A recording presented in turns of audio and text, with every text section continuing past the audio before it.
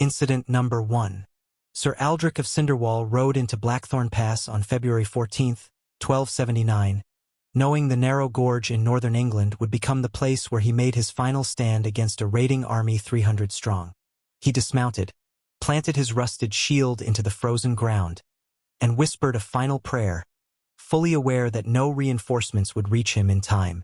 The wind howled through the pass like a dying animal, carrying the distant clatter of armored boots marching ever closer toward the doomed lone defender. Aldrich positioned himself atop a broken boulder, raising his sword high so the oncoming horde could see that one man still refused to flee. The enemy commander shouted for his archers, and a rain of arrows hissed down the pass, each one meant to silence the last knight of Cinderwall. Several arrows punched through his cloak and grazed his arm, but Aldrich steadied himself, gripping his bloodied sleeve without breaking eye contact with the army below. With a roar that echoed off the stone, he charged downhill, swinging his sword in a desperate arc that sliced through the first attackers who dared to climb toward him. His blade cracked helmets, shattered shields, and left a trail of broken bodies, each one tumbling across the narrow path like discarded dolls. But the numbers overwhelmed him, and soon Aldrich found himself surrounded, forced back against the very boulder he first stood upon. An enemy axe struck his knee, sending him collapsing onto the blood-slick ground, where he still swung his sword with fierce, trembling determination. Even on his knees, Aldrich stabbed upward, impaling a soldier through the chest and sending the man screaming backward into the dust. More attackers rushed in, kicking his shield aside and battering him with clubs until he could barely lift his arms. He crawled toward the edge of the pass, dragging himself through mud and blood, determined to take at least one more enemy with him. When a soldier lunged for him, Aldrich grabbed the man's ankle and pulled him off balance, sending both tumbling toward the cliff. The attacker tried to break free, but Aldrich held tight, using the last of his strength to drag the man over the edge with him. They plunged from the cliff together, falling through icy air as Aldrich whispered one last oath to defend England with his dying breath. Their bodies smashed against the rocks below, the impact cracking bones and scattering debris across the base of the pass. Sir Aldrich's death halted the enemy advance for hours, and though he fell alone, villagers would later speak of the knight who turned Blackthorn Pass into a graveyard of invaders. Incident number 2. On November 3, 1314, Captain Eirik Halvorsen of Norway stood alone on Frosthelm Bridge, knowing the collapsing wooden span beneath him was the only thing stopping an invading warband from torching his homeland. He tightened the leather straps of his fur-lined armor as the chilling northern wind sliced through the valley, making the frozen planks groan beneath his boots. Eirik's men had fallen hours earlier, leaving him the last defender of the bridge, his breath fogging the air as he stared down the oncoming horde. He struck the ice beneath him with the butt of his axe, testing the cracking surface that he hoped would break and bury the enemy in the freezing river. The raiders roared as they charged, shaking the bridge with their boots, unaware that Eirik had coated half the boards with oil from the abandoned supply wagons. When the first attacker reached him, Eirik swung his axe upward, splitting the man's chest and sending him crashing through the icy railing. More raiders surged forward, slipping on the oil-soaked boards and smashing into each other with chaotic, clattering screams. Eirik struck again and again, each swing fueled by desperation as he pushed bodies aside to keep the bridge from being overwhelmed. But the weight of the raiders soon snapped the weakest planks, sending entire groups crashing into the black water below. The commander of the invading force leaped onto the bridge, swinging a massive hammer that shattered Eirik's shield in a single blow. Eirik staggered from the impact, gripping the shattered shield's handle as splinters dug into his palm, but he refused to step back. The commander charged again, but Eirik sidestepped and drove his axe into the man's leg, sending him collapsing onto the slippery boards. As the commander screamed, more raiders tripped over him, piling up until the entire group teetered dangerously near the broken edge of the bridge. Eirik slammed his shoulder into the collapsing rail, widening the gap and sending several attackers plunging into the freezing abyss. But the pressure shattered the bridge entirely, and Eirik fell with the raiders as the structure split apart beneath him. He crashed into the icy river, his armor dragging him under as he fought to reach the dim surface shimmering far above him. His breath burned as he pushed through the water, but the weight of his axe and armor held him down until his strength finally left him. Frosthelm Bridge vanished beneath the river's surface, but Eirik Halvorson's sacrifice stalled the invasion long enough for his people to escape into the mountains. Incident number 3. On September 17, 1379, Baron Dietrich von Falkenstein of Germany surveyed the towering walls of Castle Draugheim, knowing the approaching mercenary army outnumbered his defenders 10-1. He had just 350 men, most farmers pressed into service, clattering armor mismatched and swords dulled, as the sun rose behind the foggy hills. The first wave struck by ramming the gates with a massive siege ram, splinters flying as Baron Dietrich ordered boiling oil poured over the attackers. Arrows darkened the sky, some piercing through wooden shields, cutting farmers' breaths short before they could cry out. Dietrich moved along the battlements, rallying men, his armor dented and bloodied from earlier clashes, his white circular face showing grim determination.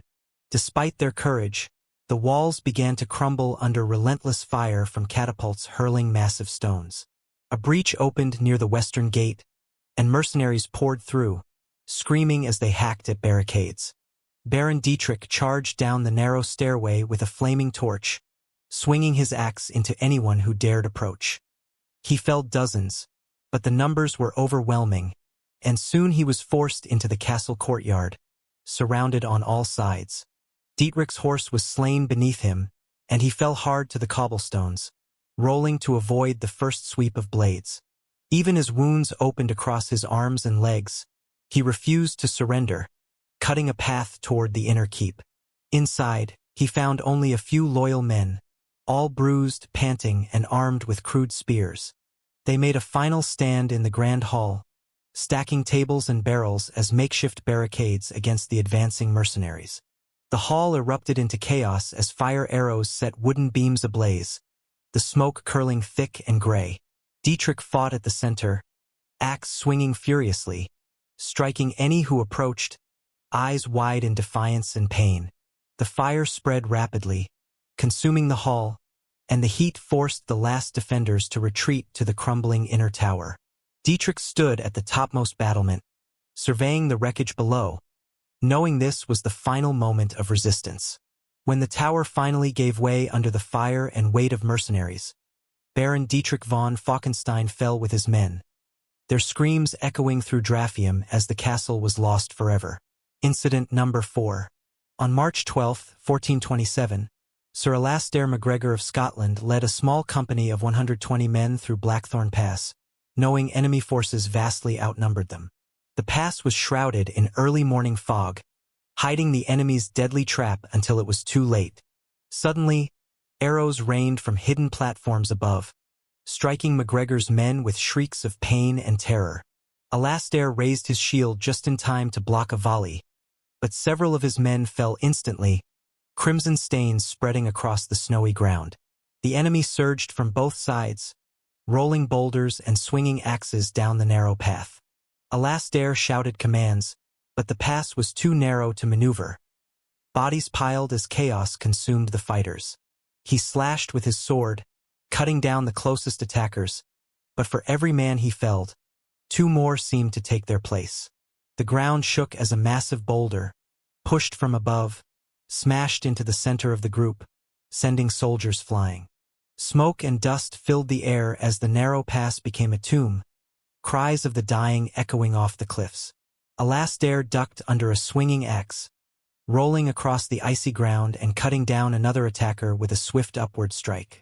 One of his loyal men, Thomas MacLeod, grabbed a fallen enemy's spear and hurled it into an attacker, giving Alastair a momentary advantage. But the enemy's numbers were relentless, closing in from every side as the snow beneath them turned slick with blood. Alastair fought toward the edge of the pass, hoping to funnel the attackers into a narrow choke point. The choke point proved fatal as enemies surrounded him on all sides, thrusting spears and axes through the tiny gap. Despite grievous wounds, Alastair refused to yield, swinging wildly until exhaustion forced him to the snow. Thomas MacLeod fell next to him, his final act to block a blow that would have struck Alastair. By mid-afternoon, all defenders lay dead or dying, the narrow Blackthorn Pass now littered with bodies, a silent grave under the grey Scottish sky. Sir Alastair MacGregor's stand delayed the enemy for hours, but ultimately, the mercenaries claimed the pass, marking a tragic loss for the Highlands. Incident number 5. On June 23, 1415, Lady Isabeau de Montclair of France prepared her garrison of 180 men and women for the siege of Ravenholt Keep, knowing the English army numbered over 2,000. She had fortified the keep for weeks, stacking barrels of boiling oil and sharpening wooden stakes along the walls. At dawn, the English forces arrived, their banners snapping in the wind as they set up battering rams and siege towers. Lady Isabeau gave a rallying cry, and arrows shot from the walls, striking the first wave of advancing soldiers. The English responded with catapults, hurling stones and flaming debris into the courtyard, smashing through makeshift defenses. Isabeau moved from tower to tower, sword in hand, encouraging her defenders despite the deafening noise of impact and screams. A breach finally opened in the eastern wall, sending hundreds of English soldiers pouring into the inner keep.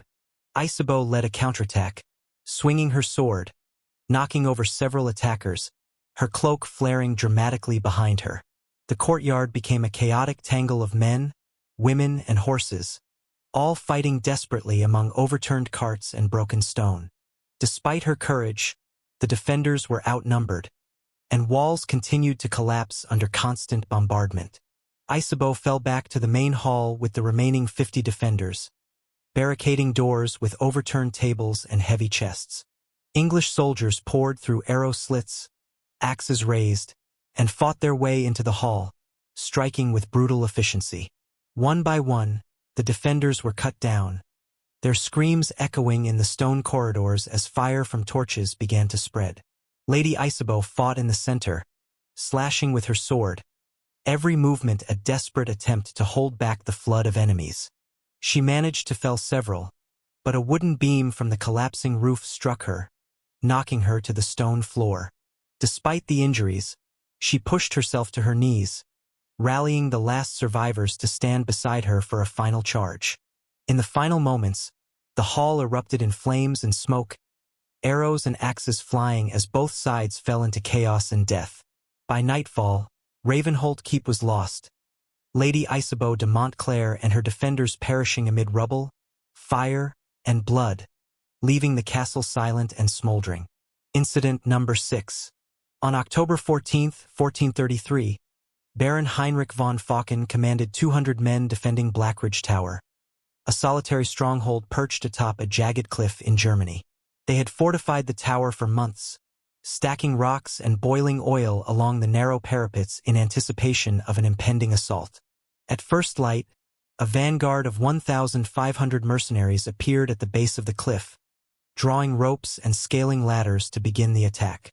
Baron Heinrich ordered a volley of arrows and boiling oil to rain down, cutting down dozens of the attackers immediately. Despite the defense, the enemy pushed forward, using long hooks and grapples to tear away sections of the outer walls. One ladder fell, sending several mercenaries plummeting to the rocky ground below, bones snapping with cartoonish exaggeration. Baron Heinrich led a counterattack along the narrow parapets, slashing at anyone who dared to reach the top.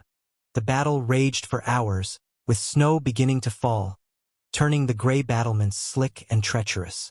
Despite fatigue, Heinrich's men fought with desperation, hurling rocks and shooting arrows until fingers were frostbitten and cracked. A second wave of ladders breached the outer wall, forcing Baron Heinrich and his men to retreat to the tower's inner keep. Inside the keep, the remaining 50 defenders barricaded doors with heavy furniture and oil-soaked timbers. The enemy set fire to the barricades, and thick black smoke filled the rooms as cries of the dying echoed through the tower. Baron Heinrich fought in the main hall, swinging his sword at anyone who dared come near, deflecting arrows with his shield. A collapsing ceiling beam struck him, knocking him to the ground as flames and debris fell around him. The remaining defenders were trapped, suffocating as smoke and fire spread through the tower. Heinrich crawled to a small window, but the ladder outside had been destroyed, leaving him with no escape. By nightfall, Blackridge Tower was engulfed in flames, and all 50 defenders perished, their silhouettes flickering in the fire before collapsing. Baron Heinrich von Falken's heroic stand was remembered in local legend, but the keep remained lost to history, a charred monument of sacrifice.